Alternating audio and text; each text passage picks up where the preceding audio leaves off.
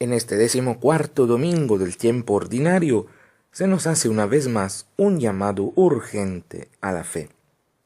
En el Evangelio de Marcos podemos apreciar una situación curiosa.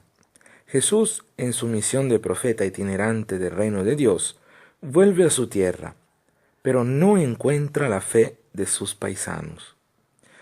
Si el domingo pasado escuchábamos que la fe de Jairo y de la mujer hemorroísa había sido determinante para Jesús obrar las prodigiosas sanaciones, hoy el Evangelio colega directamente la falta de fe de los conterráneos de Jesús a la imposibilidad de poder obrar signos prodigiosos. Jesús experimenta entonces en su propia carne lo que significa el desprecio y el no ser acogido. Llega a su tierra, enseña en la sinagoga, habla como un profeta, pero en lugar de alegrarse, la gente empieza a murmurar: si es el carpintero, ¿de dónde saca tanta sabiduría? ¿Y los milagros que hace? ¿Cómo puede hacerlos si es solo un carpintero? El evangelista Marcos añade algo en estas murmuraciones de la gente. ¿No es el hijo de María? Ahora, en la época de Jesús, un hijo no se identificaba con su propio nombre, sino con el nombre de su padre. Pensemos, por ejemplo, en otro personaje del Evangelio de Marcos que conocemos, Bartimeo, cuyo nombre significa justamente hijo de Timeo. En los dos pasajes paralelos de este texto de hoy, en Lucas y en Mateo, se utiliza la expresión respectivamente el hijo de José y el hijo del carpintero, vinculando a Jesús a su padre José. Pero el evangelista Marcos, al poner en los labios de la gente la expresión el hijo de María, nos está diciendo una cosa bien clara: está ninguneando a Jesús. En el pueblito todos conocían la historia de Jesús. Sabían que era María su madre, pero del padre tenían fuertes dudas. De hecho, José se había ido a trabajar lejos por un tiempo, y cuando volvió encontró a María embarazada. María entonces en el pueblito no era bien vista. Y comprendemos entonces lo que el pueblo piensa de Jesús. Conoce de dónde viene, de cuál familia procede, a qué se dedica. De hecho, lo llaman el carpintero.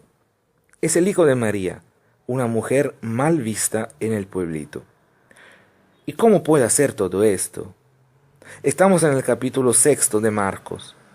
La noticia corre. Jesús expulsa a los demonios, sana a los enfermos, da vida nueva a quien estaba muerto. Todos se quedan asombrados. Y es más, ahora ellos mismos han escuchado sus palabras proféticas. Y a la falta de fe se añade el corazón cerrado. ¿Cómo puede hacer todo esto un carpintero? Esto pasa también hoy en nuestras comunidades, cuando ninguneamos a alguien, solo porque sabemos sus humildes orígenes, solo porque sabemos que no pudo estudiar, porque sabemos a qué se dedica. Y no lo llamamos por nombre como hacía Jesús, que llamaba siempre a la gente por nombre, sino lo llamamos por la categoría en la cual nuestras etiquetas lo han puesto: la prostituta, el drogadito, el cartonero, el ladrón. A lo largo de la historia, siempre Dios ha suscitado y enviado a su pueblo los profetas, hombres y mujeres que se han dejado moldear por su espíritu, hombres y mujeres que han dicho lo que Dios necesitaba comunicar a su pueblo. El profeta no habla de lo que le gusta hablar, sino lo que Dios le dice. Es la boca de Dios. Y cada vez que hay opresión, injusticia, falta de amor, el profeta denuncia la realidad como contraria al proyecto originario de Dios, que, como veíamos el domingo pasado, es lo Shalom. En la primera lectura vemos cómo Dios suscita y envía al profeta Ezequiel al pueblo de Israel, deportado a Babilonia, para dar ánimo y esperanza, y para una vez más hablar en su nombre. Que escuche o menos, lo importante es que el pueblo sepa que en medio de ellos, en la deportación, en la humillación, un profeta está con ellos. Dios está con ellos, a pesar de haber sido un pueblo de idólatras, de haber cometido pecados sobre pecados y de ser rebeldes. Dios sigue estando con ellos a través del profeta. Dios avisa a Ezequiel que lo está enviando a un pueblo rebelde con un corazón endurecido. En nuestros tiempos vivimos la misma situación. Cometimos errores tras errores, horrores tras horrores. Nos rebelamos contra Dios, nos alejamos de Él, le levantamos muros, pero Él sigue estando con nosotros, suscitando y enviándonos profetas. Pero muchas veces no prestamos oídos a sus voces.